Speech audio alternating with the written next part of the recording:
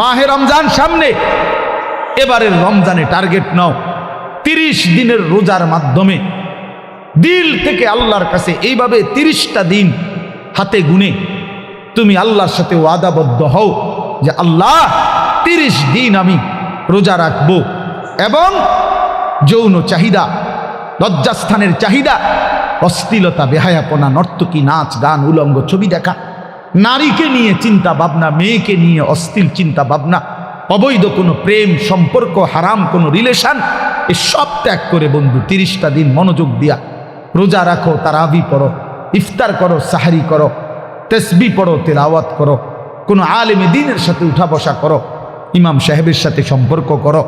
ইনশাআল্লাহ দেখবা আল্লাহ চাহে তো 30 দিনের মাথায় আল্লাহ বলেন লাআল্লাকুম তাত্তাকুন, আমি আল্লাহ ওয়াদা দিলাম মোমেন তোকে মুত্তাকি বানিয়ে দেব, মুত্তাকি বানিয়ে দেব। আর যদি মুত্তাকি হও তাইলে পুরস্কার কি? উইদ্দাত লিল মুত্তাকিন, আল্লাহ বলছেন জান্নাত বানানোই হয়েছে মুত্তাকিদের জন্য। 30 দিনে মুত্তাকি হবা, 30 দিনে জান্নাতি হবা। ইয়া আইয়ুহাল্লাযীনা আমানু, হে ঈমানওয়ালা, আল্লাহ বলেন যেন ঈমান তোমার পাসপোর্ট, আমি পাসপোর্ট নিলাম 30 দিন আগে, আর আল্লাহ ওয়াদা দিছেন রমজানের চাঁদ উঠলে আমি আল্লাহর কাছে ঈমানের পাসপোর্ট দিবা। ঈমানের পাসপোর্ট আমি জমা নিলাম, 30 দিন অপেক্ষা করবা, 30 দিন আমার হুকুম মাইনা চলবা, 30 দিন পরে ঈদের চাঁদ উঠবে, সেই দিনই তোমার পাসপোর্টের উপরে জান্নাতের ভিসা লাগবে, পাসপোর্ট এবং ভিসা লাগবে, আর ঈদের দিন ফ্লাইট হবে জান্নাতের ফ্লাইট। ইনশাআল্লাহ, ইনশাআল্লাহ। হাদিসে আছে ঈদের দিন আল্লাহ তাআলা ফেরেশতাদেরকে জিজ্ঞাসা করে, ফেরেশতারা বলো তো ওই ব্যক্তির প্রতিদান কি হইতে পারে যে তার পরিশ্রম, তার হুকুম, তার মনিবের আদেশ পূর্ণ আদায় করছে, যেই কর্মচারী তার কর্ম ঠিক মতো 100 পালন করছে, তো এখন তার বিনিময় কি হইতে পারে? ফেরেশতাদেরকে আল্লাহ বলবে ঈদের দিন, ফেরেশতারা বলবে মাওলা তো এটার বিনিময়তে এটাই আইন ওয়াফা আজরাহু, তার বিনিময়ে তাকে পূর্ণ দিবেন, পারিশ্রমিক পূর্ণ দিবেন, কারণ সে তার কর্ম পুরা করছে, অতএব পারিশ্রমিকও তো কি দিতে হবে? পুরা দিবেন, এটাই তো যুক্তির কথা। তো আল্লাহ তাআলা তখন বলবেন ফেরেশতারা তোমরা সাক্ষী থাকো, আমার ইজ্জতের কসম, আমার জালালের কসম, আমি আল্লাহর বড়ত্বের কসম, আমার শ্রেষ্ঠত্বের কসম, আমার এই বান্দাগুলো 1টি মাস রমজানে আমার হুকুম পূর্ণ আদায় করছে, আমার আদেশের হক আদায় করছে, রমজানের হক আদায় করছে।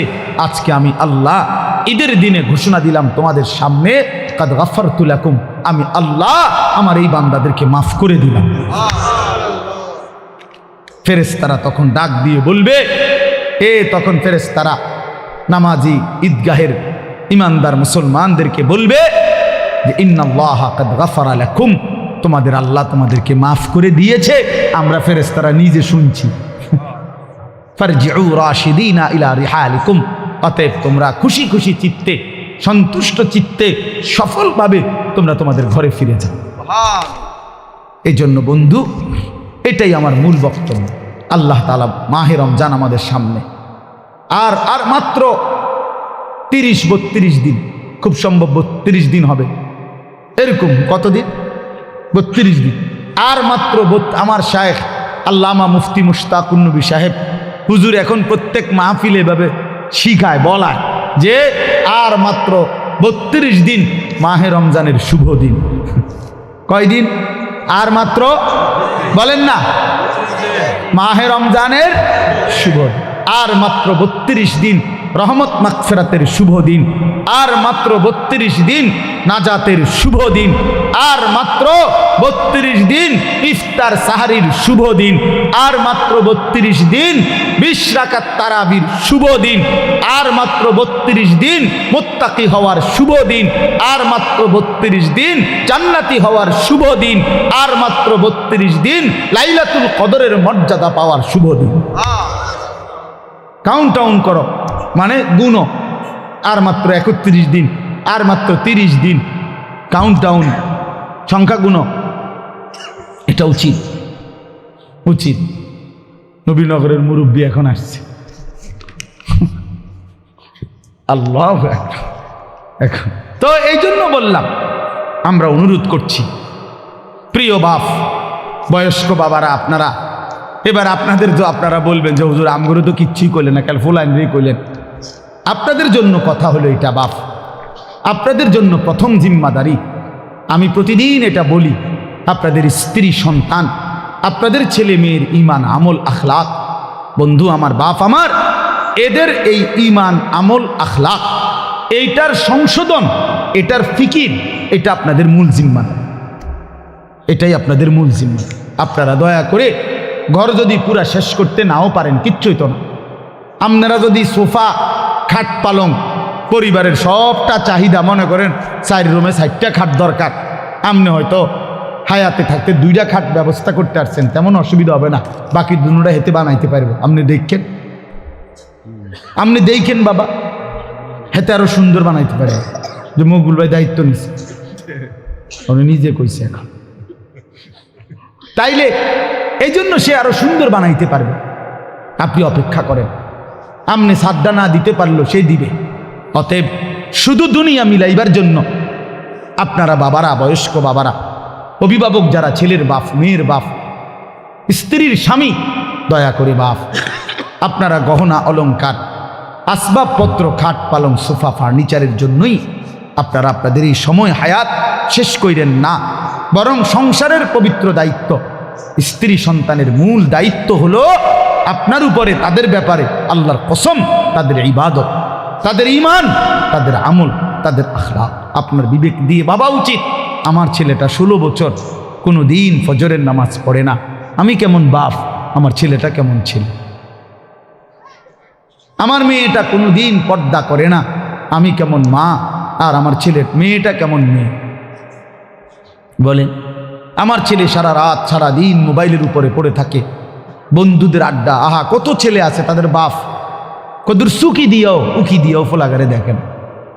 এই সোরে এমন সোর, এমন ডাকাত, এই ডাকাতের সবচেয়ে বড় শত্রু তার বাপ। এই ডাকাইতে শুধু চোরের মতো আইসা ভাত খাইয়া যায়, সর্বোচ্চ চেষ্টা করে বাপে যেন না দেখে, বাপে যেন না দেখে, কোন রকমে চুরি করিয়া ঘরে ঢুইকা ভাতটা খাইয়ে আবার বাইর হয়ে যায়, আবার মোবাইল নিয়ে বন্ধুদের আড্ডায়, আহা, কারণ সে জানে, সে শত্রু মনে করে তাকে, যে তাকে কিছু নিষেধ করে অশ্লীলতা গুনার থেকে, যে কাছে তাকে কিছু রাগঢাক করব, কিছু ধমক দিব, এই জন্য সে, যে তাকে উপকার করতে চায় সে তাকে দুশ্মন মনে করে। আর যে বন্ধু তারে একটার পর একটা অশ্লীলতা, নারী, ছবি, বেহায়াপনার মধ্যে লাগাইয়া রাখে, সে তাকেই কেবল বন্ধু মনে করে, ও ফ্রেন্ড, আর বাবা দুশ্মন। ওই হলো বন্ধু। বন্ধু হলো সে, যে আমার নিজের এমবি শেষ হয়ে গেলেও যে বন্ধু নিজের এমবি দিয়া, নিজের মোবাইল দিয়ে আমার উলঙ্গ ছবি দেখতে হয়, দেখ, সেই তো বন্ধু, সেই তো বন্ধু। বন্ধু তো সে, যে আমি মদের আড্ডা চিনতাম না, আমার প্রিয় বন্ধু আজকে আমাকে নেশার জগতে, অন্ধকার জগতে আমারে ঢুকায় দিছে, সেই তো বন্ধু। সেই তো বন্ধু, যে আমি নারী চিনতাম না, কোনো মেয়ের সাথে আমার সম্পর্ক প্রথমে ছিল না, আমার বন্ধু নামের ইবলিস, আমার বন্ধু নামের শয়তান আমার একটা নারীর সাথে সম্পর্ক করে দিছে, একটা মেয়ের সাথে পরিচয় করায় দিছে। আহ, আল্লাহ রসুল সাল্লাল্লাহু আলাইহি ওয়াসাল্লাম বলছে, কিয়ামতের আলামত অনেকগুলোর মধ্যে 4টা আলামত, এরকম নবী বলছে, আতা আর রাজুলু ইমরাআতাহু আক্কা উম্মাহু আদনা সাদিকাহু আকসা আবাহু। নবীজি বলছেন এই 4টাও কিয়ামতের আলামত। একটা হলো ব্যক্তি তার বউয়ের গোলামি করবে, মার নাফরমানি করবে, বাবাকে দূরে সরায় দিবে, বন্ধুকে আপন করবে। এই 4। স্ত্রীর গোলামি করবে, বেডি যেটা কই দেয়, বেডি করবে চাঁদ, এটা চাঁদে। দুপুরে মনে করেন, দুপুরে যদি বউয়ে কয় কি সুন্দর চাঁদ উঠছে, আসলে তো চাঁদ এত সুন্দর হয়, তুমি না বললে তো খেয়াল করতাম। বোঝেন না মুখ বুঝবাই, কয়টা দুপুর 12টায় চাঁদ। আরে বলো কি, তুমি না বললে তো ভাবতেই পারতাম না যে চাঁদ এত সুন্দর হয়। কিন্তু এই কথাটা তো বলা উচিত, বেডি রে, কি গো বেডি, কি কইলা তুমি, দুপুর 12টা বাজে বুঝি চাঁদ ওঠে না? ও বলছে, ওয়াইফ বলছে এইটাই চাঁদ, এটা সূর্য, এটা মানুষের কাছে সূর্য লাগলো, এটা আমার ওয়াইফে যেহেতু বলছে চাঁদ, এটা চাঁদ। এরকম অসভ্য এমন গোলাম, নারীর গোলাম, নারীর চাকর, স্ত্রীর চাকর, মাকে জুলুম করে। আখ্যা উম্মাহ। আল্লাহ নবী সাল্লাল্লাহু আলাইহি সাল্লাম বলছে 3টা গুনাহ, সবচেয়ে বড় গুনাহ একটা হলো আল ইশরাকু বিল্লাহ, আল্লাহর সাথে শিরিক করা। 2 নাম্বার হলো উকুকুল ওয়ালিদাইন, মা বাবার নাফরমানি করা। 3 নাম্বার হলো শাহাদাতুজ জুর আও ক্বালা কাউলুজ জুর, মিথ্যা সাক্ষ্য দেওয়া অথবা মিথ্যা কথা বলা। নবীজি বলছে, একটা হাদিসে বলছে এই 3টা হলো আকবারুল কাবায়ের, সবচেয়ে বড় কবিরা গুনাহ। মাকে কষ্ট দেয়। আমাদের বাংলাদেশের একজন বুজুর্গ আছেন, আমাদের আদিব সাহেব হুজুর, আল্লামা আবু তাহের মিসবাহ, এই হুজুরের একটা লেখা আছে, মাকে রাজি করো, দুনিয়া আখেরাতের কোথাও আটকাবে না। তাহলে বেঈমান নাফরমান কাফেরের কথা এটা, যে জীবন মানে শুধুই দুনিয়া। আর কোরআনুল কারীমে আল্লাহ বলছেন জীবন মানে কোনটা? এটা তো কাফেরে না বলে যে জীবন মানে কি দুনিয়া, আর আল্লাহ বলেন জীবন মানে কি ওয়া ইন্নাদ দারাল আখিরাতা লাহিয়াল হায়াওয়ান। কোরআনুল কারীমে আল্লাহ স্পষ্ট বলছেন, বান্দা শোনো, নিশ্চয়ই আখিরাতই হচ্ছে জীবন, লাহিয়াল হায়াওয়ান, আখিরাতই হচ্ছে জীবন। ওয়া মা হাদিহিল হায়াতুদ দুনিয়া ইল্লা লাহবুন ওয়া লাইব। আল্লাহ তাআলা বলেন, এটা একটু নামাইলে ভালো আছে, অপারেটর ভাই এটা একটু নামাই দেন, সে সামনে এটা একটু উঁচা মনে হচ্ছে দেন, হ্যাঁ ছেড়ে হয়েছে। আল্লাহ তাআলা বলেন দুনিয়ার জীবন বান্দা আর কিছুই নয়, ইল্লা লাহবুন ওয়া লাইব, শুধুই তামাশা, শুধুই খেলাধুলা। তাহলে আল্লাহ বলছে দুনিয়া খেলাধুলা, দুনিয়া তামাশা। তাহলে জীবন কোথায়? আখিরাত। জীবন কোথায় বলে?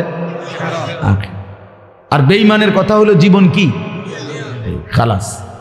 অতএব ইমানদার এবং বেঈমানের মধ্যে নিজেকে বুঝে নেওয়া উচিত, নিজের পরিচয় নিজেই তালাশ করে নেওয়া উচিত, আসলে আমি ইমানদারদের অন্তর্ভুক্ত না বেঈমানের অন্তর্ভুক্ত। আমার মানসিকতা দেখলে, চলাফেরা দেখলে বুঝাই যায় কে ইমানের পথে আছে আর কে কুফুরির রাস্তায় আছে। এটা আন্দাজ করা যায়, এটা বুঝাই যায়। যার যখন যা মন চায় তাই করা। আমার যা মন চায়, চুল, জামা, শার্ট, প্যান্ট, হাঁটা চলা, কথাবার্তা, রুচি, আচার আচরণ, খাবার দাবার, লেনদেন, আয় রোজগারে কোনো হালাল হারামের পার্থক্য নেই। নিজের মারেও দেখে, পরের বোনকেও দেখে, আপন বোনের দিকেও তাকায়, রাস্তার নারীর দিকেও তাকায়। তার মানে হালাল হারাম বলতে কিছু নেই। ন্যায্য বেচ্চা টাকাও নেয়, সুদের টাকাও নেয়, যা মন চায় তাই। অর্থাৎ হালাল হারাম, জায়েজ না জায়েজের, আল্লাহ রসুলের বিধিবিধানের কোনো পরোয়া যে করে না, মনের ইচ্ছা মতো যে চলে, এর উদাহরণ আল্লাহ কোরআনে দিছে।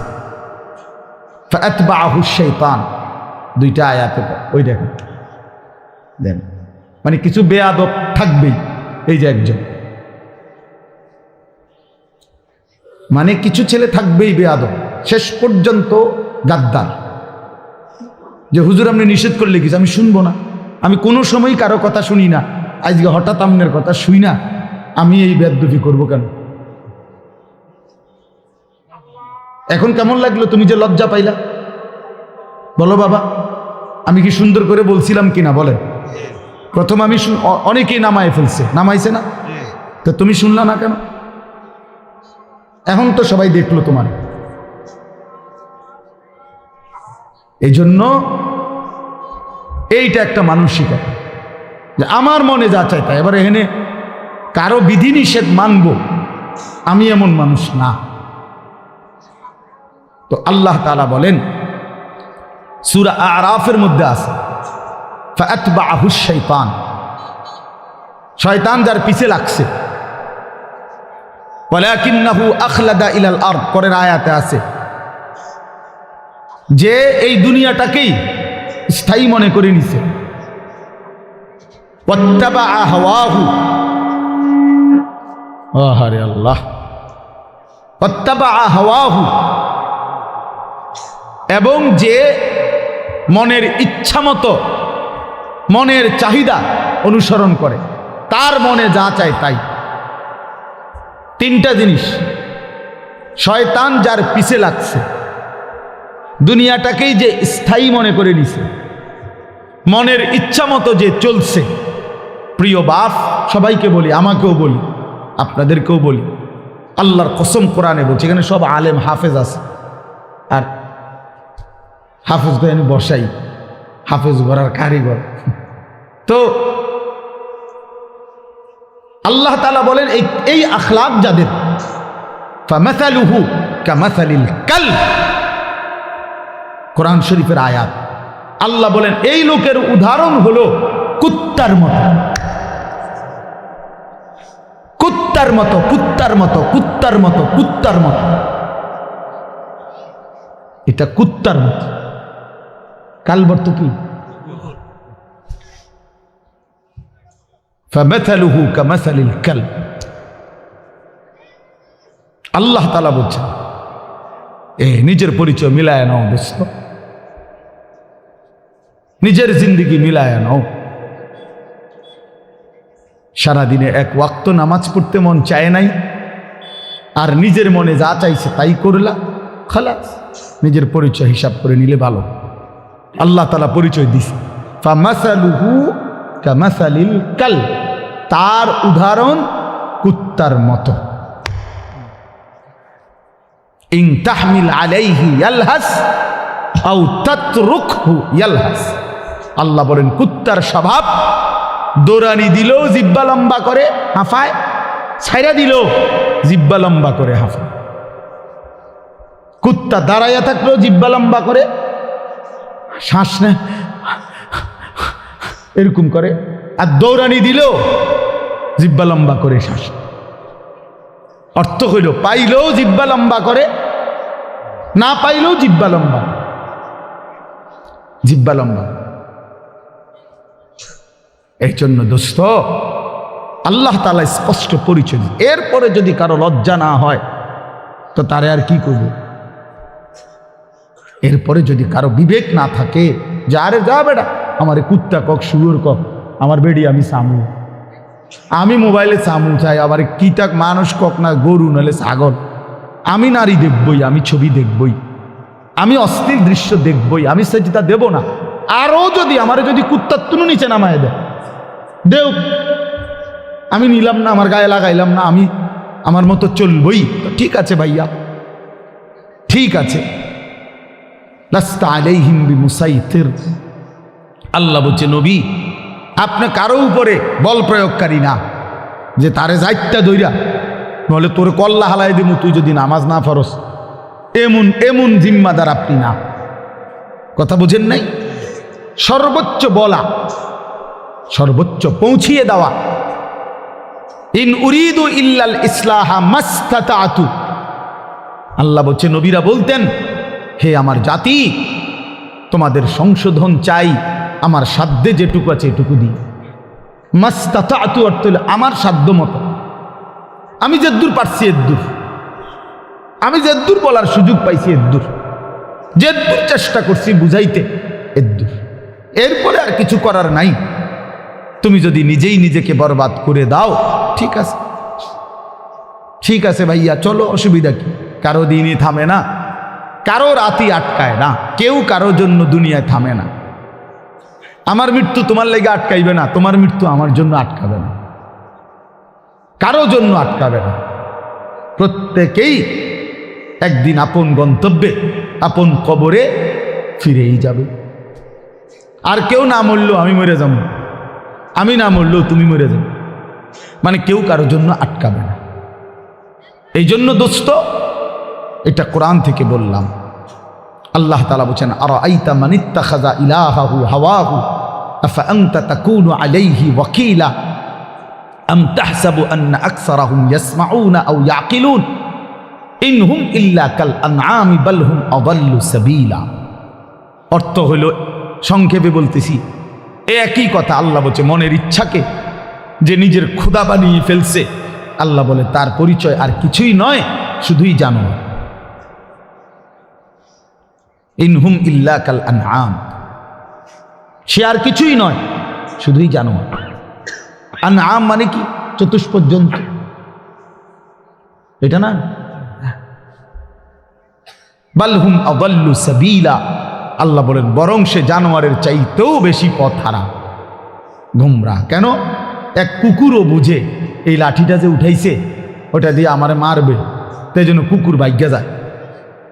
তাহলে কুকুরেরও এদূর আকল আছে যে আমারে এই লাঠির থেকে বাঁচা উচিত, কিন্তু এই জানোয়ারে, এই চতুষ্পদ জন্তু বুঝে না যে এই গুনাহ আমারে জাহান্নামের আগুনে জ্বালায় ফেলবে, এটাও যে বুঝে না, এতটুকু আকলও যার কাজ করে না, এই জন্য আল্লাহ বলছে বরং সে জানোয়ারের চাইতেও বেশি পথ হারা। বাল হুম আযাল্লু সাবিলা,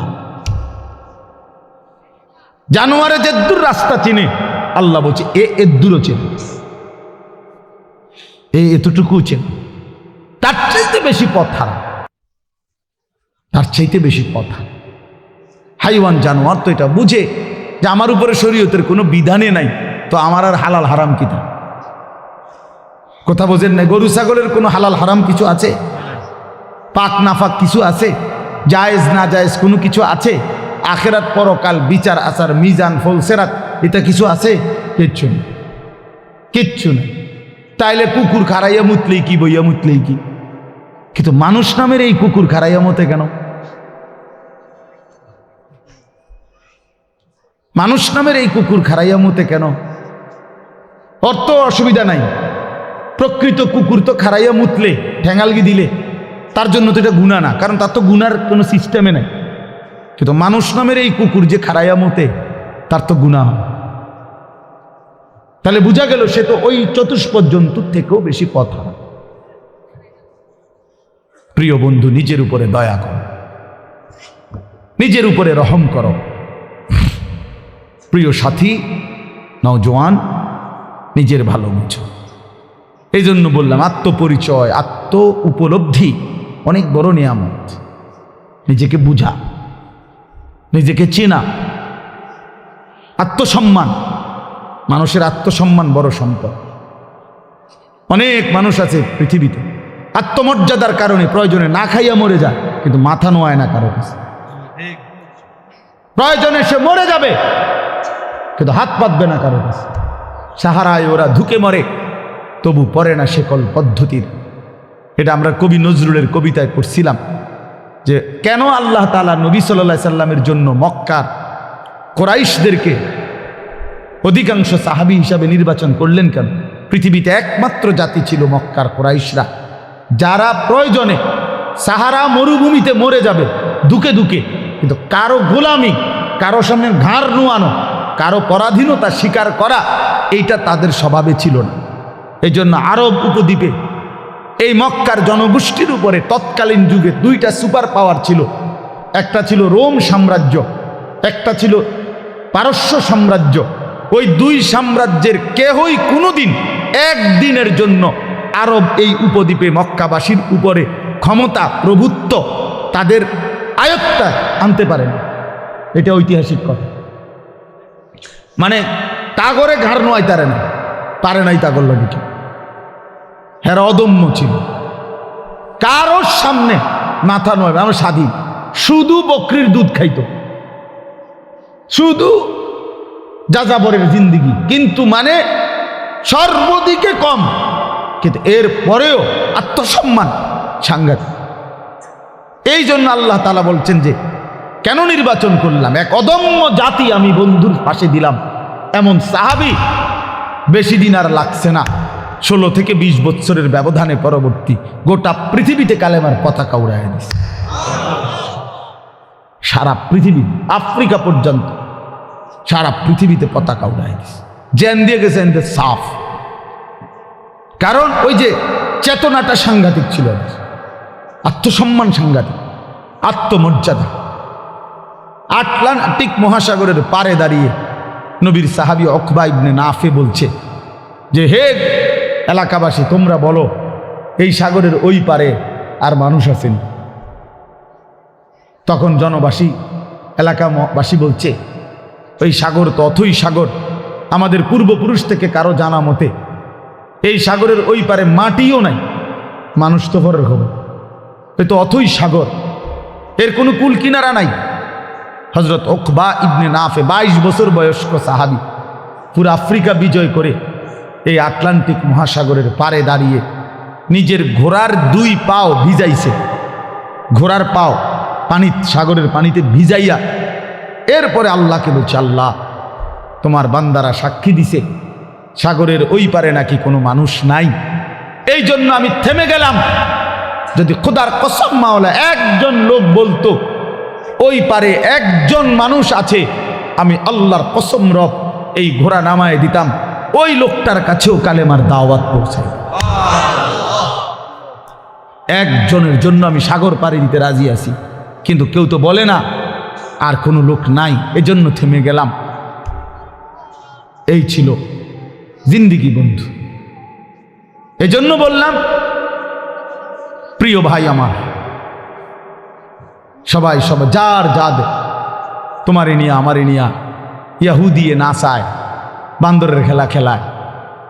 আহা, 1 বছরের মধ্যে তোমার চুল কতবার বদলাইলো, 1 বছরের ভিতরে তোমার প্যান্ট কতবার বদলাইলো, 1 বছরের ভিতরে তোমার জামা গেঞ্জি কতবার বদলাইলো, 1 বছরের ভিতরে তোমার কথা বলার চলাফেরার ডিজাইন কতবার বদলাইলো।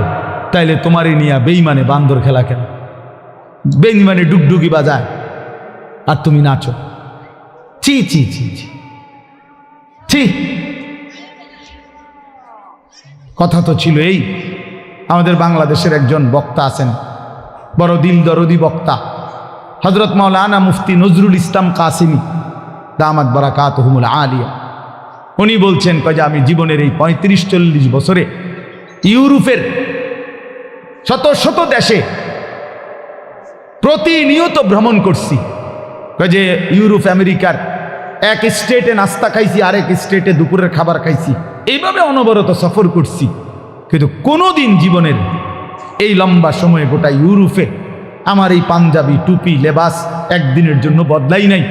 আর এই গোটা ইউরোপের কোনো এয়ারপোর্টে কোনোদিন আমার 1 ঘন্টার জন্য 10 মিনিটের জন্য আটকায়ও না। আমার পাসপোর্ট, আমার লেবাস বরাবর, আমার পাসপোর্টে লেখা আমার ধর্ম ইসলাম, আমার পোশাকও বলে আমি মুসলমান, খালাস,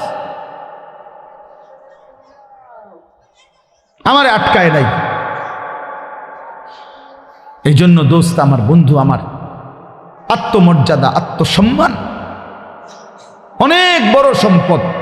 আজকে তোমরা ছেলেরা, বাবারা অনেক সুন্দর, তোমরা নওজোয়ান, এই 10 মিনিটের ভিতরে 5 মিনিটের ভিতরে ছুইটা আইসা মাশাআল্লাহ কোরআনের মহব্বতে, আল্লাহর দ্বীনের ভালোবাসায় ছুটে আসছো। শুনতেই তোমরা মাঠ ভরে এখন দৌড়াইয়া আইসা বসছো, এটা ভালো দিক, এটা প্রশংসনীয় দিক, এটা বুঝাই গেল। তোমরা যেই মনে করো আমি আসছি তো আসছো, কিন্তু বাকি এটা তো জানো যে আমরা তো আল্লাহর কথাই বলি, অন্য তো কোনো কারণ নাই, এখানে কোনো ত্রাণও নাই, রিলিফও নাই, এখানে অন্য কোনো টাকা পয়সা বিলি নাই, বন্টন নাই, শুধুই আল্লাহর কোরআনের কথা বলা হবে, এটাই মাকসাদ। তো এইটাই শুনতে আসছো, মহব্বত করেই ছুটে আসছো, ভালোবাসা নিয়েই বসছো। আমি তোমাদেরকে জন্য অনুরোধ করি, প্রিয় ভাই, আরেকটু আল্লাহর জন্য আগাও, দ্বীনের জন্য আরেকটু আগাও, ইসলামের জন্য আরেকটু আগাও। তোমার কলিজায় যেহেতু বুঝেই আসছে ইসলাম সত্য, কোরআন সত্য, আল্লাহ সত্য, রাসূল সত্য, আমি মুসলমান, এটা যেহেতু গৌরব তোমার, এটাই যেহেতু ইজ্জত।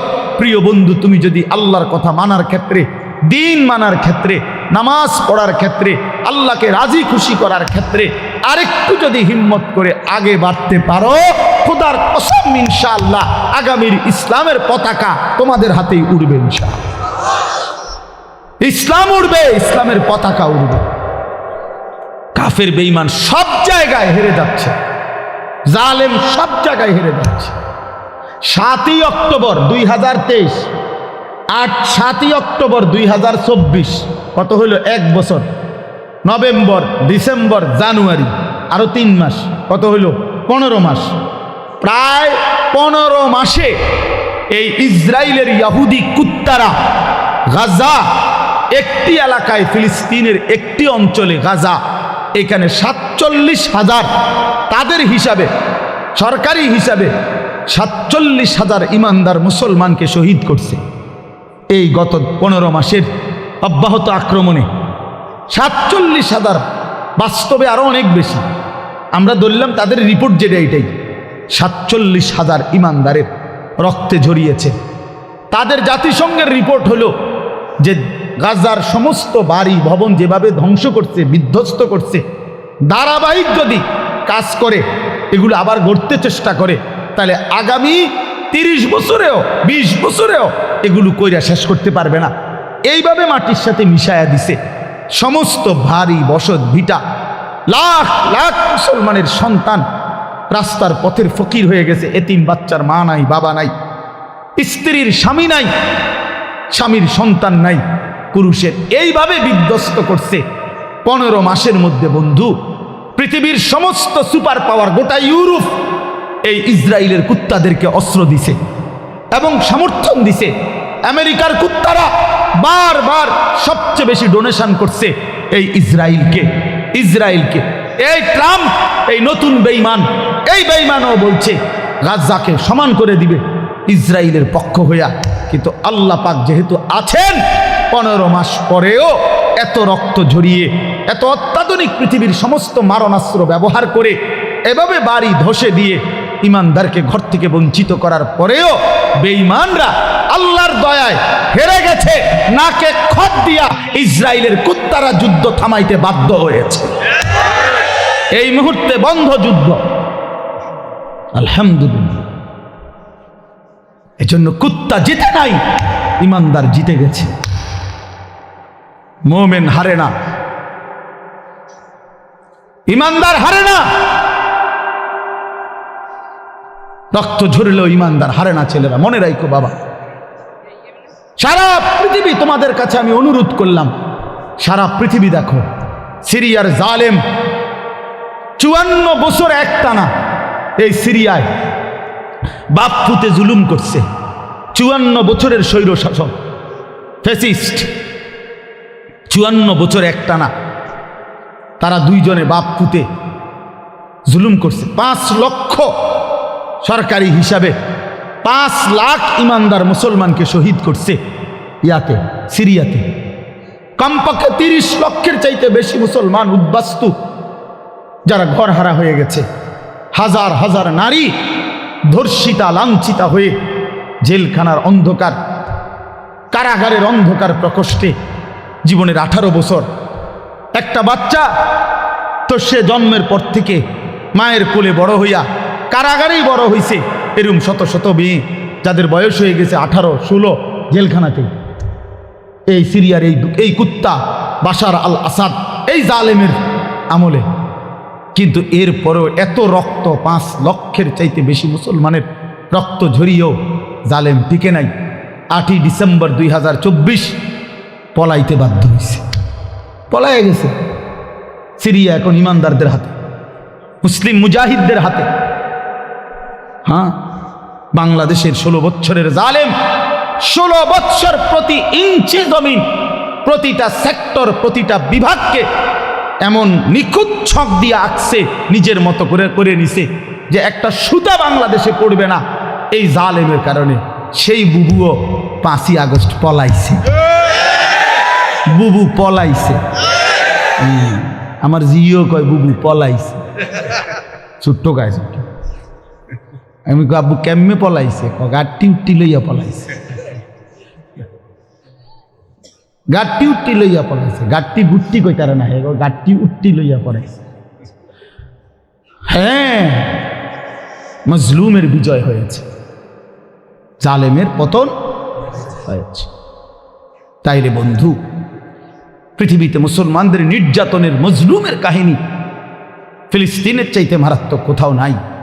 সেখানেও ইনশাআল্লাহ আবার হবে, ইসরায়েল আবার আক্রমণ করবে। কিন্তু এরপরও মনে হয় এই আক্রমণ করতে করতে আজকে 15 মাসে তাদের ভিতরটা জুরজুরা হয়ে গেছে, কিচ্ছু নাই, কিচ্ছু নাই। শেষ পর্যন্ত আল্লাহ তাআলা কোরআনে যেহেতু ওয়াদা দিছে, ইয়াহুদিরা হচ্ছে অভিশপ্ত জাতি, ইয়াহুদিরা কোনো সময় পৃথিবীতে স্থির হইতে পারে নাই। ইয়াহুদি একমাত্র অভিশপ্ত জাতি, যে জাতি কখনো কোথাও সেটেল হইতে পারে নাই।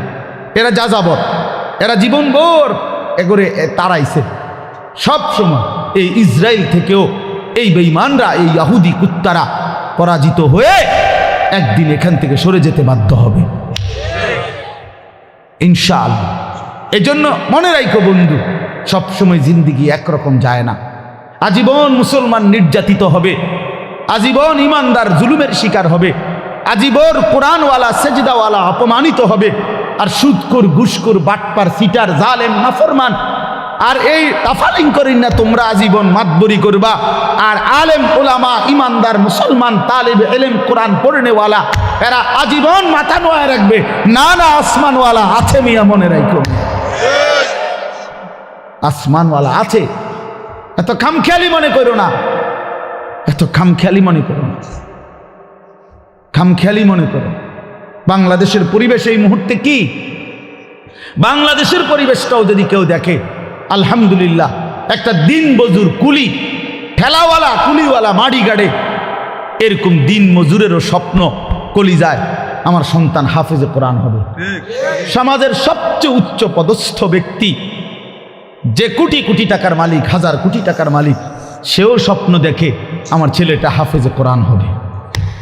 বারবার, একবার না দুইবার না, সারা পৃথিবীর বুকে বাংলাদেশ যদি আজকের পৃথিবীতে পরীক্ষা জরিপ নেয় যে একটি মাত্র বিষয়ে বাংলাদেশের বারবার ফার্স্ট হয়েছে সারা বিশ্বে, এটা একটাই মাত্র বিষয় যেখানে প্রত্যেকবারে বাংলাদেশ বিশ্ব চ্যাম্পিয়ন, বিশ্বে প্রথম 70 দেশে, 90 দেশে, 110 দেশে, সেটা কোরআনুল কারীমের হেফজে কোরআনের মাধ্যমে।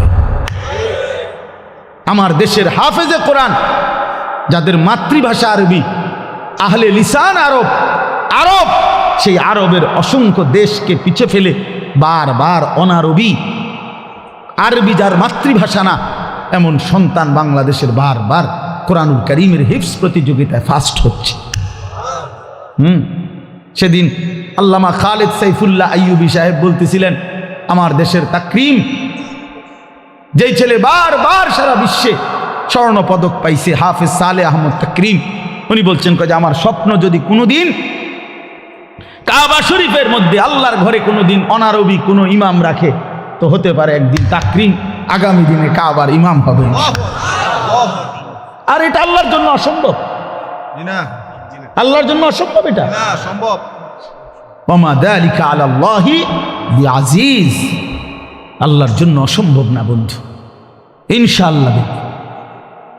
আব্দুল মালিক হাফিজাহুল্লাহ, হযরত মাওলানা আব্দুল মালিক, ওনার আব্বা বলতো, আমাগো কুমিল্লার লাকসামের মানুষ, জাতীয় মসজিদ বাইতুল মোকাররমের এখন যিনি খতিব, পৃথিবীর এমন কোনো আরব দেশ নাই যেই দেশের ওলামায়ে কেরাম ওনারে চিনে না।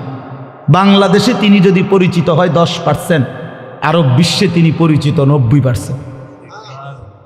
পৃথিবীর আরব দেশের বহু ইউনিভার্সিটিতে এই হজরত আমার দেশের বাইতুল মোকাররমের খতিব যিনি বর্তমান, ওনার কিতাব, আরবি লিখিত বই কিতাব পৃথিবীর আরব দেশের ইউনিভার্সিটির সিলেবাস ভুক্ত, আল্লাহর কসম। আল মাদখাল উসুলে হাদিসের এক কিতাব সারা পৃথিবী পড়ে, এত সুন্দর, এত জামে, মানে উসুলে হাদিসের কিতাব আর পৃথিবীতে নাই। মানে হাদিসের বিষয়ের যত নিয়ম কানুন, হাদিস শাস্ত্রের, এটার উপরে ওনার লিখিত কিতাব, অনেক কিতাব, অনেক কিতাব। আমি বলতেছিলাম, ওনার আব্বা হযরত মাওলানা শামসুল হক রাহমাতুল্লাহি আলাইহি, ওনার বাবা আজীবন যেই মাদ্রাসায় মুহতামিম ছিলেন, আমি ওই মাদ্রাসায় মাহফিল করছি, বয়ান করছি, তো ওইখানে গিয়ে শুনছি, ওই বাবা একটা ঘরও দেখছি, ওনার পুরান একটা টিনের ঘর। তো ওনার আব্বা বলতেন সবসময়, হ্যাঁ আব্দুল মালিক, তোরে লইয়া আমার বেশি চিন্তা, তারে দিয়া কি হইব, তারে দিয়া কিটা হইব, মানে তে কেমনে চলবো ভবিষ্যতে।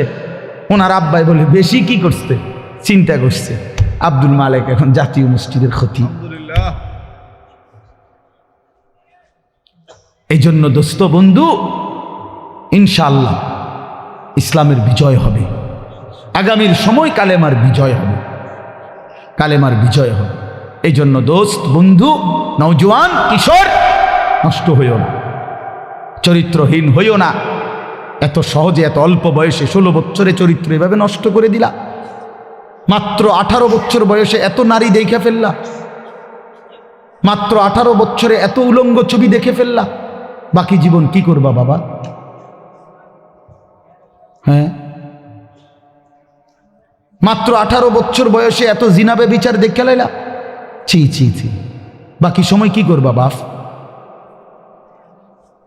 বাকি সময় কেমনে চলবা আব্বা বলো? এত অল্প বয়সে এত নোংরা হয়ে গেলা, এত কম বয়সে এত চরিত্রহীন হয়ে গেলা।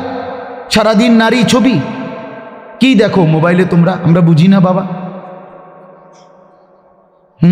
কতবার চুলের ডিজাইন বদলাইলা বাপ? কারে দেখাইতা? কয়জন বেডি তোমার বাইতাইছে? তুমি যে এতবার ডিজাইন বদলাইলা, কেডা আইছে তোমার সেহুনি? হ্যাঁ, সিনেমার কোন নর্তকী তোমারে ফোন দিছে তাই শুনি? তুমি যে বেডিরে দেখা আখলাক নষ্ট করতেছ, চরিত্র নষ্ট করতেছ, শরীরের যৌবনটা শেষ করতেছ, নিজের হাতকে লজ্জাস্থানের গুনাহ করে নষ্ট করে দিতেছ। প্রিয় বন্ধু, এর চাইতে বেশি তো আর বলতে পারি না। কিন্তু বিনিময়ে কোন নর্তকী তোমার বাড়িতে আসছে?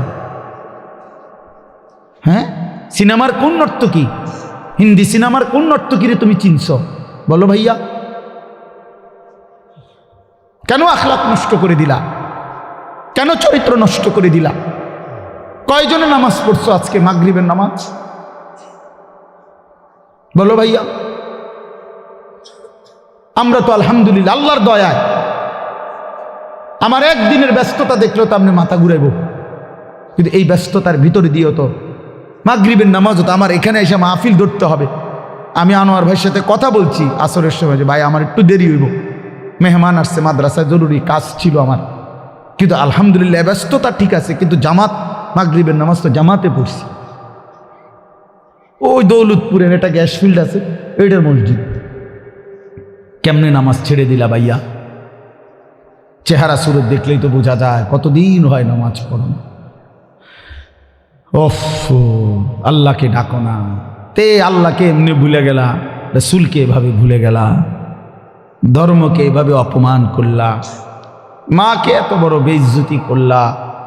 2 বছর যে মা দুধ পান করাইছে, তোমারে তিল তিল করে বড় করছে, এই উদ্দেশ্যে যে তুমি 16 বছর বয়সে শুধু নারী দেখবা, ছবি দেখবা, মোবাইলে উলঙ্গ দৃশ্য দেখবা, তুমি মালিকের একটা সেজদা দিবা না, 1 ওয়াক্ত নামাজ পড়বা না, তোমার মা বুঝি তোমার এই জন্য দুধ খাওয়াইছিল না? হ্যাঁ, তোমার বাবার তিল তিল করা টাকা, বেচারা কেউ 16 বছর বিদেশ, কেউ 18 বছর বিদেশ, রক্তটা পানি করে পয়সা রোজগার করে, কি পরিমাণ ঘাম শরীরটা দিয়া ঝরে আরব দেশে মরুভূমিতে। আহা, 12 ঘন্টা 14 ঘন্টা 16 ঘন্টা ডিউটি করে প্রবাসী, কি পরিমাণ ঘাম ঝরে এক এক প্রবাসীর। প্রতিটা টাকার মধ্যে, প্রতিটা দিনার দিরহামের মধ্যে, প্রতিটা রিয়ালের মধ্যে ঘামে ভিজা, ঘামে ভিজা। এত ঘাম, এত কষ্ট করে যে মানুষটা স্ত্রীর আদর পায় না, ছেলে মেয়েদের আদর পায় না, 18 বছর 16 বছর 14 বছর, যার একটা ছোট বাচ্চা আছে, মনে করো মেয়ে আছে, ছেলে আছে ছোট, সে দেশে বাবা বিদেশে, কি পরিমাণ বাচ্চাটা বাপকে দেখতে মন চায়। আমি তো ওই আমার সাথীদেরকে জিজ্ঞাসা করেন, আমার গাড়িতে রাতের যদি 3টা বাজেও আমি যাই, 2:30 3টায়, আমার ছোট মেয়ে 3 বছর বয়স, কোনো সময় কোনো দিনও ঘুমায় না। আমি যতক্ষণ না যাই ওই ঘুমায় না। একটা দৌড় দিয়া দরজা সেই খোলে, কলিং বেল টিপ দিলেই সে বোঝে আব্বু আসছে। তার মার সাথে সে আইসা গেটের সামনে দরজা খোলে, তো ও যখন হাসে আমার কাছে মনে হয় গোটা পৃথিবী হাসে। তো এমন আদর, যেই বেচারা বছরের পর বছর কোরবানি করে দিছে, সন্তানদের জন্য একটু মুখে হাসি ফুটাবে, স্ত্রীর জন্য। তো সেই বাবার সন্তান হয়ে তুমি এইভাবে জীবন শেষ করে দিলা, এটা ইনসাফ হলো ভাইয়া? বলো বাবা, বলো। প্রিয় বন্ধু আমার, বাপ আমার, সন্তান আমার, ছেলে আমার, কিশোর নওজোয়ান, আমি এক ফেরিওয়ালার মতো চিৎকার করে বললাম যে নিজেকে নষ্ট করে দিও না ভাই। আখলাক বড় সম্পদ, চরিত্র বড় সম্পদ। নারীর আসক্তি, জিনা ব্যভিচারের দৃশ্য, উলঙ্গ দৃশ্য, নারীর লোভ, বিশ্বাস করো তোমারে দুনিয়াও শেষ করে দিবে, আখিরাতও শেষ করে দিবে। আল্লাহর নবী বলছে ফাত্তাকুদ দুনিয়া ওয়াত্তাকুন নিসা। আল্লাহর নবী বলছে উম্মত, দুনিয়ার ধোঁকা থেকে বেঁচে থাকো, নারীর ধোঁকা থেকে বেঁচে থাকো। বেপর্দা নারী, হারাম নারী, যে নারীকে দেখার তোমার অনুমতি নাই, ওর হাসি মূলত হাসি না, আগুন। ওর রূপ যৌবন মূলত যৌবন না, ওইটা জাহান্নামের কয়লা, আগুনের কয়লা। ওই তোমারে বরবাদ করে দিবে। আল্লাহ নবী সাল্লাল্লাহু আলাইহি সাল্লাম বলছে যুবক, যদি কষ্টই হয়, যদি কষ্ট হয় যৌবন ধরে রাখতে, তাহলে ফাআলাইহি বিসসাওম, রোজাই রাখো, রোজা রাখো, রোজা রাখো। ফাইন্নাহু লাহু বিজাউন, কেননা রোজার মধ্যে যৌন শক্তি প্রতিরোধের প্রতিষেধক আছে, অ্যান্টিবায়োটিক। রোজা রাখো। আল্লাহ নবী সাল্লাল্লাহু আলাইহি সাল্লাম ইয়া মাশারাশ শাবাব, ডাইরেক্ট ডাক দিছি, ইয়া মাশারাশ শাবাব, হে যুব সমাজ। কি মজাদার শব্দ, নবীজি নিজে বলছে, যুবককে আলাদা বলছে, হে যুব সমাজ। মান ইসতাতাআ মিনকুমুল বাআতা ফালিয়াতাযাওয়াজ, যার বিবাহের সামর্থ্য হয়েছে, এক নম্বর আর্থিক সামর্থ্য, দুই নম্বর শারীরিক সামর্থ্য, তো তুমি বিবাহ করো। ফাইন্নাহু আগাদ্দু লিল বাসার, বিবাহ তোমার চোখ নিচের দিকে হেফাজত করবে। ওয়া আহসানু লিল ফারজ, লজ্জাস্থানকে পবিত্র রাখবে গুনাহ থেকে। ওমান লাম ইয়াস্তাতি, আর যদি কেউ এই মুহূর্তেই পারতেছ না, পরিবেশ, পারিপার্শ্বিকতা সব মিলাইয়া বিবাহের সময় এখনো হয় নাই, কিন্তু নিজের যৌন চাহিদা আছে, নিজের ভিতরের কামনা বাসনা আছে, এটা তো বন্ধ করে দেওয়া যাবে না। এমন কোনো ট্যাবলেট দিয়ে বেলে যে তার যেন আর কোনো শারীরিক কোনো যৌন চাহিদাই যেন না থাকে, এমন ইঞ্জেকশন দিয়ে দেন না, তাহলে তো মুশকিল, এটা বিপদ। এটা তো আল্লাহ প্রদত্ত, আল্লাহ প্রদত্ত। অতএব আল্লাহ নবী বলছেন ফাআলাইহি বিসসাওম। থাক ওদিকে তাকায়ও না ভাই, এত মানুষ সবাইরে গুছান সম্ভব না, কিছু পাগল ছাগল ফালতু এগুলো থাকবে, এটা এত তান টোহাইয়া লাভ হতো না। যে দূর শুনছে দূর, আমি এত সংখ্যার চিন্তাও করি না। মানুষ হয়েছে 10 কোটি, হ্যাঁ, আল্লাহ কইল আমি নিলাম না, কথা বুঝছেন না? মানুষ হয়েছে একেবারে 50 লাখ, আর সব আমার আলগি দিয়ে মনে করেন 4 রাস্তার মাথা নিয়ে হতায় দিয়েছে। আল্লাহ বলছে আমি আনিস, তোমারে নিলাম না, খালি তো লাভ হইল কি? এই জন্য এটা কোনো বিষয় না। তো আল্লাহ নবী বলেন ফাআলাইহি বিসসাওম, তাহলে তুমি রোজা রাখো। ফাইন্নাহু লাহু বিজাউন, এবং এটার মধ্যেই তোমার জন্য প্রতিষেধক রয়েছে। সবর করো, রোজা তোমাকে সবর করতে শিখাবে, রোজা তোমার চরিত্রকে পবিত্র রাখতে শুরু করে শেখাবে। এটা রাসূলুল্লাহ সাল্লাল্লাহু আলাইহি ওয়াসাল্লামের নববী প্রেসক্রিপশন, এটা নবীজির প্রেসক্রিপশন, নবীজির ঔষধ। তো আমার বলার উদ্দেশ্য এই আয়াত আমি এই জন্য পড়ছি যে আলহামদুলিল্লাহ, নিজেকে চরিত্র গঠন, তোমরা যারা কিশোর, নওজোয়ান, যুবক, তোমরা যারা এখনো অবিবাহিত, তোমাদের কাছে বন্ধু অনুরোধ, চরিত্রের হেফাজতের নিয়তে, অভ্যস্ত বানাবার নিয়তে, নিজের আখলাকের পবিত্রতার নিয়তে মাহে রমজান সামনে, মাহে রমজান সামনে, এবারের রমজানে টার্গেট নাও 30 দিনের রোজার মাধ্যমে দিল থেকে আল্লাহর কাছে এইভাবে 30টা দিন হাতে গুনে তুমি আল্লাহর সাথে ওয়াদাবদ্ধ হও যে আল্লাহ 30 দিন আমি রোজা রাখবো, এবং যৌন চাহিদা, লজ্জাস্থানের চাহিদা, অশ্লীলতা, বেহায়াপনা, নর্তকী, নাচ গান, উলঙ্গ ছবি দেখা, নারীকে নিয়ে চিন্তা ভাবনা, মেয়েকে নিয়ে অশ্লীল চিন্তা ভাবনা, অবৈধ কোনো প্রেম সম্পর্ক, হারাম কোনো রিলেশন, এ সব ত্যাগ করে বন্ধু 30টা দিন মনোযোগ দিয়া রোজা রাখো, তারাবি পড়ো, ইফতার করো, সাহারি করো, তাসবিহ পড়ো, তেলাওয়াত করো, কোনো আলেমে দ্বীনের সাথে উঠা বসা করো, ইমাম সাহেবের সাথে সম্পর্ক করো।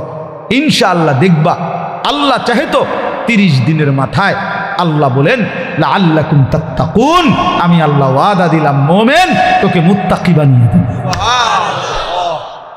মুত্তাকি বানিয়ে দেব। আর যদি মুত্তাকি হও তাইলে পুরস্কার কি? উইদ্দাত লিল মুত্তাকিন, আল্লাহ বলছেন জান্নাত বানানোই হয়েছে মুত্তাকিদের জন্য। 30 দিনে মুত্তাকি হবা, 30 দিনে জান্নাতি হবা। ইয়া আইয়ুহাল্লাযীনা আমানু, হে ঈমানওয়ালা, আল্লাহ বলেন জানো ঈমান তোমার পাসপোর্ট, আমি পাসপোর্ট নিলাম 30 দিন আগে। আর আল্লাহ ওয়াদা দিছেন রমজানের চাঁদ উঠলে আমি আল্লাহর কাছে ঈমানের পাসপোর্ট দিবা। ঈমানের পাসপোর্ট আমি জমা নিলাম, 30 দিন অপেক্ষা করবা, 30 দিন আমার হুকুম মাইনা চলবা। 30 দিন পরে ঈদের চাঁদ উঠবে, সেই দিনই তোমার পাসপোর্টের উপরে জান্নাতের ভিসা লাগবে। পাসপোর্ট এবং ভিসা লাগবে, আর ঈদের দিন ফ্লাইট হবে জান্নাতের ফ্লাইট। ইনশাআল্লাহ, ইনশাআল্লাহ। হাদিসে আছে ঈদের দিন আল্লাহ তাআলা ফেরেশতাদেরকে জিজ্ঞাসা করে, ফেরেশতারা বলো তো ওই ব্যক্তির প্রতিদান কি হইতে পারে যে তার পরিশ্রম, তার হুকুম, তার মনিবের আদেশ পূর্ণ আদায় করছে। যেই কর্মচারী তার কর্ম ঠিক মতো 100 পালন করছে, তো এখন তার বিনিময় কি হইতে পারে? ফেরেশতাদেরকে আল্লাহ বলবে ঈদের দিন, ফেরেশতারা বলবে মাওলা তো এটার বিনিময়তে এটাই আইন ওয়াফা আজরাহু, তার বিনিময় তাকে পূর্ণ দিবেন, পারিশ্রমিক পূর্ণ দিবেন, কারণ সে তার কর্ম পুরা করছে, অতএব পারিশ্রমিকও তো কি দিতে হবে? পুরা দিবেন, এটাই তো যুক্তির কথা।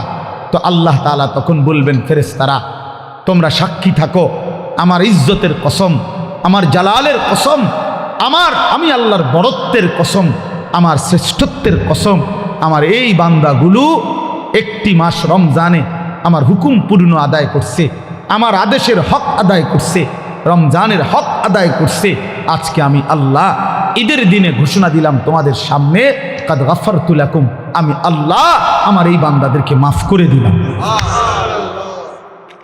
ফেরেশতারা তখন ডাক দিয়ে বলবে, তখন ফেরেশতারা নামাজি ঈদগাহের ইমানদার মুসলমানদেরকে বলবে যে ইন্নাল্লাহা কাদ গাফারা লাকুম, তোমাদের আল্লাহ তোমাদেরকে মাফ করে দিয়েছে। আমরা ফেরেশতারা নিজে শুনছি। ফারজিউ রাশিদিনা ইলা রিহালিকুম, অতএব তোমরা খুশি খুশি চিত্তে, সন্তুষ্ট চিত্তে, সফলভাবে তোমরা তোমাদের ঘরে ফিরে যাও। এই জন্য বন্ধু, এটাই আমার মূল বক্তব্য। আল্লাহ তাআলা মাহে রমজান আমাদের সামনে, আর মাত্র 30-32 দিন, খুব সম্ভব 32 দিন হবে, এরকম কতদিন? 32 দিন। আর মাত্র আমার শায়েখ আল্লামা মুফতি মুশতাকুন নবী সাহেব হুজুর এখন প্রত্যেক মাহফিলে এভাবে শিখায়, বলায় যে আর মাত্র 32 দিন মাহে রমজানের শুভ দিন। কয়দিন? আর মাত্র, বলেন না, মাহে রমজানের শুভ, আর মাত্র 32 দিন রহমত মাগফিরাতের শুভ দিন, আর মাত্র 32 দিন নাজাতের শুভ দিন, আর মাত্র 32 দিন ইফতার সাহারির শুভ দিন, আর মাত্র 32 দিন 20 রাকাত তারাবির শুভ দিন, আর মাত্র 32 দিন মুত্তাকি হওয়ার শুভ দিন, আর মাত্র 32 দিন জান্নাতি হওয়ার শুভ দিন, আর মাত্র 32 দিন লাইলাতুল কদরের মর্যাদা পাওয়ার শুভ দিন। কাউন্ট ডাউন করো, মানে গুনো, আর মাত্র 31 দিন, আর মাত্র 30 দিন, কাউন্ট ডাউন, সংখ্যা গুনো। এটা উচিত, উচিত। নবীনগরের মুরব্বী এখন আসছে,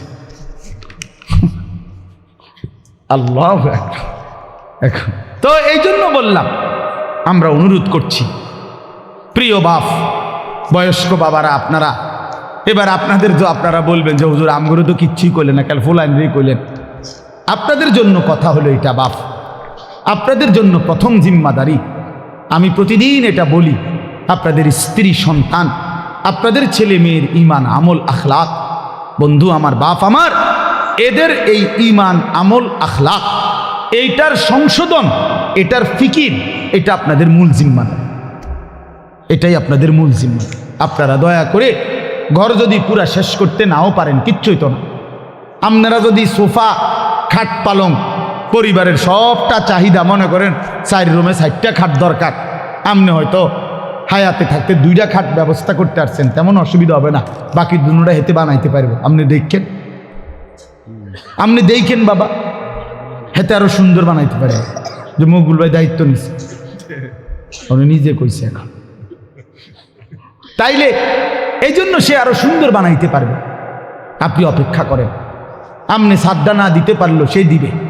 অতএব শুধু দুনিয়া মিলাইবার জন্য আপনারা বাবারা, বয়স্ক বাবারা, অভিভাবক যারা, ছেলের বাপ, মেয়ের বাপ, স্ত্রীর স্বামী, দয়া করে বাপ, আপনারা গহনা, অলংকার, আসবাবপত্র, খাট, পালং, সোফা, ফার্নিচারের জন্যই আপনারা আপনাদের এই সময় হায়াত শেষ করেন না। বরং সংসারের পবিত্র দায়িত্ব, স্ত্রী সন্তানের মূল দায়িত্ব হলো আপনার উপরে, তাদের ব্যাপারে আল্লাহর কসম, তাদের ইবাদত, তাদের ঈমান, তাদের আমল, তাদের আখলাক আপনার বিবেক দিয়ে ভাবা উচিত। আমার ছেলেটা 16 বছর কোনো দিন ফজরের নামাজ পড়ে না, আমি কেমন বাপ, আমার ছেলেটা কেমন ছেলে। আমার মেয়েটা কোনো দিন পর্দা করে না, আমি কেমন মা, আর আমার ছেলের মেয়েটা কেমন মেয়ে। বলেন, আমার ছেলে সারা রাত সারা দিন মোবাইলের উপরে পড়ে থাকে, বন্ধুদের আড্ডা। আহা, কত ছেলে আছে তাদের বাপ কদুর সুকি দিও, উকি দিও ফোলাগারে দেখেন। এই সোরে এমন সোর, এমন ডাকাত, এই ডাকাতের সবচেয়ে বড় শত্রু তার বাপ। এই ডাকাইতে শুধু চোরের মতো আইসা ভাত খাইয়া যায়, সর্বোচ্চ চেষ্টা করে বাপে যেন না দেখে, বাপে যেন না দেখে, কোন রকমে চুরি করিয়া ঘরে ঢুইকা ভাতটা খাইয়ে আবার বাইর হয়ে যায়, আবার মোবাইল নিয়ে বন্ধুদের আড্ডায়। আহা, কারণ সে জানে, সে শত্রু মনে করে তাকে, যে তাকে কিছু নিষেধ করে অশ্লীলতা, গুনার থেকে, যে কাছে তাকে কিছু রাগঢাক করব, কিছু ধমক দিব। এই জন্য সে, যে তাকে উপকার করতে চায়, সে তাকে দুশ্মন মনে করে। আর যে বন্ধু তারে একটার পর একটা অশ্লীলতা, নারী, ছবি, বেহায়াপনার মধ্যে লাগাইয়া রাখে, সে তাকেই কেবল বন্ধু মনে করে। ও ফ্রেন্ড, আর বাবা দুশ্মন। ওই হলো বন্ধু। বন্ধু হলো সে, যে আমার নিজের এমবি শেষ হয়ে গেলেও যে বন্ধু নিজের এমবি দিয়া, নিজের মোবাইল দিয়ে আমার উলঙ্গ ছবি দেখতে হয়, দেখ, সেই তো বন্ধু, সেই তো বন্ধু। বন্ধু তো সে, যে আমি মদের আড্ডা চিনতাম না, আমার প্রিয় বন্ধু আজকে আমাকে নেশার জগতে, অন্ধকার জগতে আমারে ঢুকায় দিছে, সেই তো বন্ধু। সেই তো বন্ধু, যে আমি নারী চিনতাম না, কোনো মেয়ের সাথে আমার সম্পর্ক প্রথমে ছিল না, আমার বন্ধু নামের ইবলিস, আমার বন্ধু নামের শয়তান আমার একটা নারীর সাথে সম্পর্ক করে দিছে, একটা মেয়ের সাথে পরিচয় করায় দিছে। আহ, আল্লাহ রসুল সাল্লাল্লাহু আলাইহি ওয়াসাল্লাম বলছে, কিয়ামতের আলামত অনেকগুলোর মধ্যে 4টা আলামত এরকম নবী বলছে। আতা আর রাজুলু ইমরাআতাহু আক্কা উম্মাহু আদনা সাদিকাহু আকসা আবাহু। নবীজি বলছেন, এই 4টাও কিয়ামতের আলামত। একটা হলো ব্যক্তি তার বউয়ের গোলামি করবে, মার নাফরমানি করবে, বাবাকে দূরে সরায় দিবে, বন্ধুকে আপন করবে। এই 4। স্ত্রীর গোলামি করবে, বেডি যেটা কই দেয়, বেডি কবে সান, এটা সাঁদে। দুপুরে মনে করেন, দুপুরে যদি বউয়ে কয় কি সুন্দর চাঁদ উঠছে, আসলে তো চাঁদ এত সুন্দর হয়, তুমি না বললে তো খেয়াল করতাম। বোঝেন না মকবুল ভাই? কয়টা দুপুর 12টায় চাঁদে দেয়। আরে বলো কি, তুমি না বললে তো ভাবতেই পারতাম না যে চাঁদ এত সুন্দর হয়। কিন্তু এই কথাটা তো বলা উচিত, বেডি রে, কি গো বেডি, কি কইলা তুমি, দুপুর 12টা বাজে বুঝি চাঁদ ওঠে না? ও বলছে, ওয়াইফ বলছে এইটাই চাঁদ, এটা সূর্য, এটা মানুষের কাছে সূর্য লাগলো, এটা আমার ওয়াইফে যেহেতু বলছে চাঁদ, এটা চাঁদ। এরকম অসিদ্ধ এমন গোলাম, নারীর গোলাম, নারীর চাকর, স্ত্রীর চাকর, মাকে জুলুম করে। আখ্যা উম্মাহ। আল্লাহ নবী সাল্লাল্লাহু আলাইহি ওয়াসাল্লাম বলছে, 3টা গুনাহ, সবচেয়ে বড় গুনাহ একটা হলো আল ইশরাকু বিল্লাহ, আল্লাহর সাথে শিরিক করা। 2 নাম্বার হলো উকুকুল ওয়ালিদাইন, মা বাবার নাফরমানি করা। 3 নাম্বার হলো শাহাদাতুজ জুর আও ক্বালা কওলুজ জুর, মিথ্যা সাক্ষ্য দেওয়া অথবা মিথ্যা কথা বলা। নবীজি বলছে, একটা হাদিসে বলছে এই 3টা হলো আকবারুল কাবায়ের, সবচেয়ে বড় কবিরা গুনাহ। মাকে কষ্ট দেয়। আমাদের বাংলাদেশের একজন বুজুর্গ আছেন, আমাদের আদিব সাহেব হুজুর, আল্লামা আবু তাহের মিসবাহ। এই হুজুরের একটা লেখা আছে, মাকে রাজি করো, দুনিয়া আখেরাতের কোথাও আটকাবে না। মাকে খুশি রাখো, মাকে খুশি রাখো, মায়ের মুখে হাসি ফুটাও, তোমার জান্নাতের দুয়ার খুলে যাবে। বাবার মুখে হাসি ফুটাও, তোমার জান্নাতের দুয়ার খুলে। আমি অনুরোধ করছি, আমার কথা শেষ।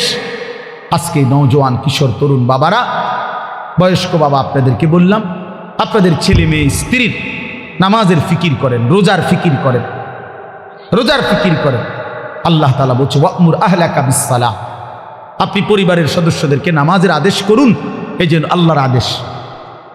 এই জন্য আজকে মাহে রমজানকে সামনে রেখে জীবন পরিবর্তনের একটা সিদ্ধান্ত নওজোয়ান তোমরা নিতে পারো কিনা বলো, বলো বাবা, কিশোররা বলো, নওজোয়ান তোমরা বলো, নওজোয়ান তোমরা বলো।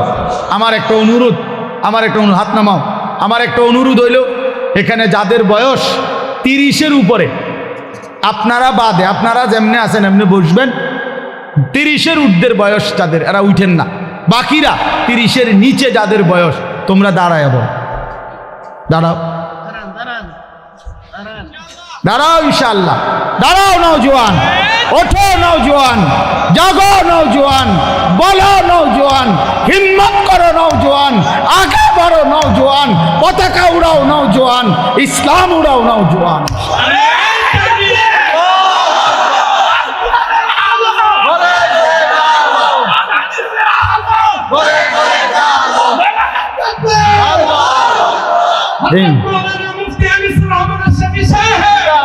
মাশাআল্লাহ, ঠিক আছে, ইনশাআল্লাহ নামাজ পড়ো বাপ, আল্লাহকে রাজি করো, দ্বীনকে মানো, ইনশাআল্লাহ তোমার হাতে ইসলামের পতাকা উঠবে, ইনশাআল্লাহ কালেমার পতাকা উঠবে। ছিটকে পাইরো না। আমি বললাম পতাকা কেউ না কেউ তুলবেই, ইসলাম বিজয় হবেই হবে, কিন্তু তুমি কামে লাগলা কিনা এটা দেখার বিষয়। আবারও বলছি, প্রয়োজনের মুহূর্তে যদি দল থেকে ছিটকে পড়ো, ইমানের পতাকা যদি তুমি ধরতে না পারো, মাহাদির পতাকা যদি তুমি ছুঁইতে না পারো, দাজ্জালের বিরুদ্ধে যদি সিনা টান করে দাঁড়াইতে না পারো, একদিন তোমার মৃত্যু হবে বেঈমানের মৃত্যু, কুকুর বিড়ালের মৃত্যু, জন্তু জানোয়ারের মৃত্যু হবে। মনে রাখ, নারী তোমারে একদিন জাহান্নামে নেবে, অশ্লীল ছবি তোমারে জাহান্নামে ফেলে দিবে, দুনিয়াতেও ঘৃণিত হবে, লাঞ্ছিত হবে, লাঞ্ছিত হবে। এই জন্য দয়া করে চরিত্রহীন হইও না, আখলাক নষ্ট করো না। মাহে রমজান আমাদের কিশোর তরুণ নওজোয়ান এদের পরিবর্তনের জন্য হাতিয়ার হোক। আমি এই দোয়া করি, এই কবুল করি। আল্লাহ তাআলা আমাদের সব নেক তামান্না কবুল করেন। আজকের এই মাহফিল আল্লাহ তাআলা ভরপুর বরকত দান করেন। এশার নামাজের পরে আবার যথারীতি ওলামায়ে কেরাম বয়ান করবে। প্রিয় ভাই সবাই আবার বয়ান শুনবে এবং আল্লামা মুফতি আমজাদ হুসাইন সাহেব, আল্লামা মুফতি আরিফ বিন হাবিব সাহেব আমাদের এই 2 জন বুজুর্গ আলেমদের বয়ান শুনে দোয়া মুনাজাত করে যাওয়ার চেষ্টা করবে। আর একটা বিনীত অনুরোধ, হাত জোর করা অনুরোধ, আমি অনেক দূরে যাইতে হবে, আমার ওই সিএনজি থেকে আবার গাড়ি, আমারে দয়া করে যদি সাফাসাফি না করো মুসাফার জন্য আমার খুশি হল। এটা আমি অনুরোধ করলাম, ভাইয়া আমারে জায়গা করে দিও, আমারে কেউ ধাক্কাইও না। অনুরোধ, মুসাফা করার দরকার নেই, আমি এমনি দোয়া করি আল্লাহ তোমাদের সবাইরে ভালো করে। প্রিয় ভাই আমারে কষ্ট দিও না, অনুরোধ করলাম। ওয়ালা আলি মুহাম্মাদ কামা বারাকতা আলা ইব্রাহিম ওয়ালা আলি ইব্রাহিম ইন্নাকা হামিদুম মাজিদ। সুবহানাকা লা ইলমা লানা ইল্লা মা আল্লামতানা ইন্নাকা আনতাল আলিমুল হাকীম। আলহামদুলিল্লাহ, আল্লাহ পাক রব্বুল ইজ্জত জুল জালাল ওয়াল ইকরামের ফজল কারাম রব্বুল আলামিনের অপরিসীম ইহসান, মেহেরবানি, দয়া।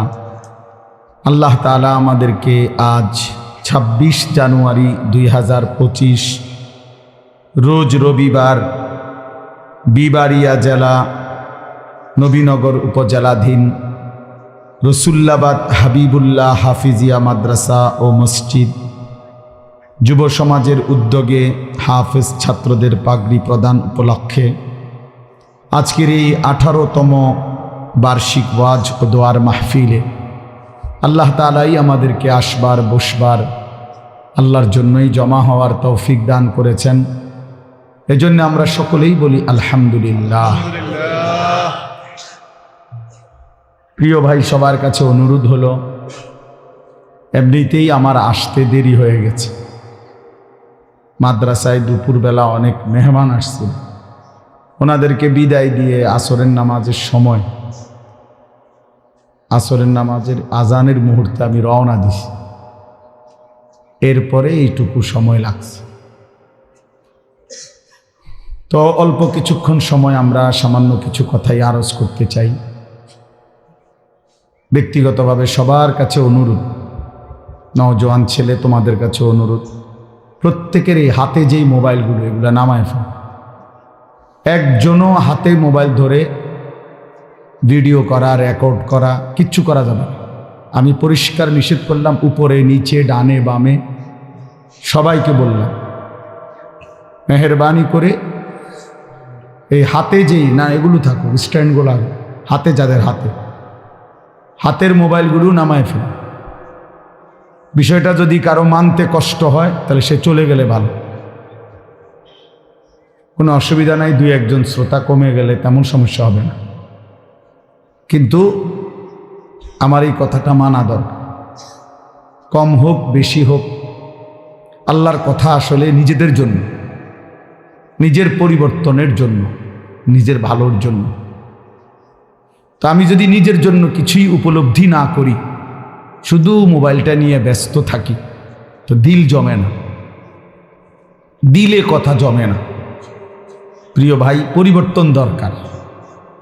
গতানুগতিক শুধু একটা আয়োজন করলাম, সবসময় করতে হয় এজন্য করলাম। গত বছর ১৭তম, তো এবার 18তম, আগামী বছর 19তম।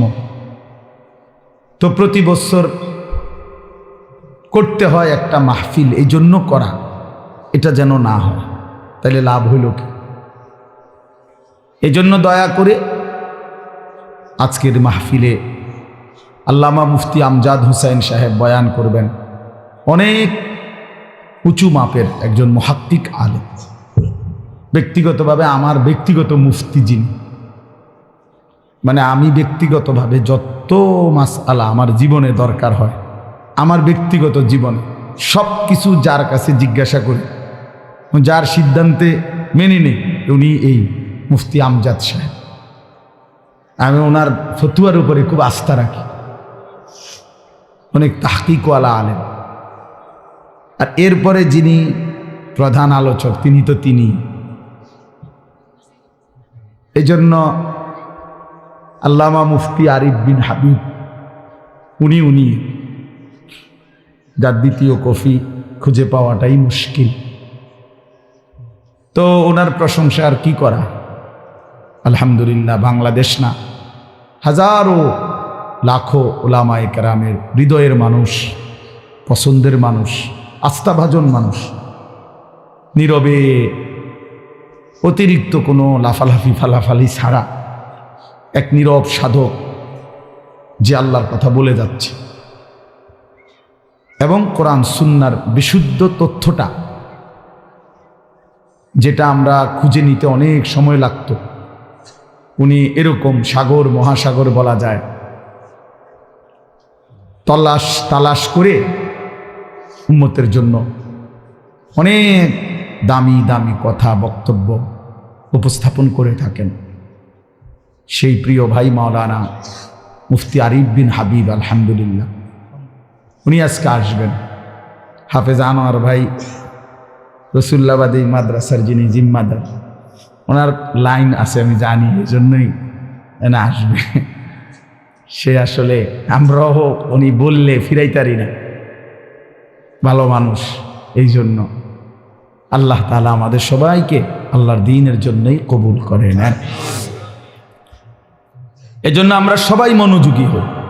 সবগুলো বয়ান শেষ পর্যন্ত যদি তোমরা ছেলেরা দিল দিয়া শুনো, নিজের জিন্দিগির পরিবর্তন হবে, ভালো হবে। নিজের ভালো, নিজের কল্যাণ, এটা বুঝা, এটা অনেক বড় নিয়ামত। আত্ম উপলব্ধি, আত্মসম্মান, আত্মমর্যাদা, এটা অনেক বড় নিয়ামত। যে আমি চিনলাম আসলে আমি কে, কে আমাকে বানাইলেন, কোত্থেকে আসলাম, কেন আসলাম। যিনি আমাকে বানাইলেন সেই মহান মালিক আমার, তিনি কি জন্য বানাইলেন, আমি যা করছি এটাই কি তিনি চাচ্ছেন কিনা, আর তিনি যা চাচ্ছেন আমি তা করছি কিনা।